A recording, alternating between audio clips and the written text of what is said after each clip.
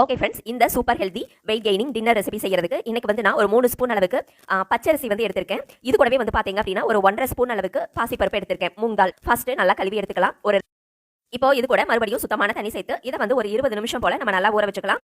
இப்போ ஸ்டவ்ல வந்து ஒரு குக்கர் வச்சுக்கலாம். இதுல ஒரு ஸ்பூன் அளவுக்கு நெய் சேர்த்துக்கோங்க. முந்திரி ஒரு 3 முந்திரியை நான் நல்லா துருவி எடுத்து வச்சிருக்கேன். அது கூடவே கொஞ்சம் ஜீரகம் சேர்த்துக்கலாம். அது கூடவே கொஞ்சம் மிளகும் வந்து நல்லா பொடிச்சிட்டு வச்சிருக்கேன். அதையும் சேர்த்துக்கலாம்.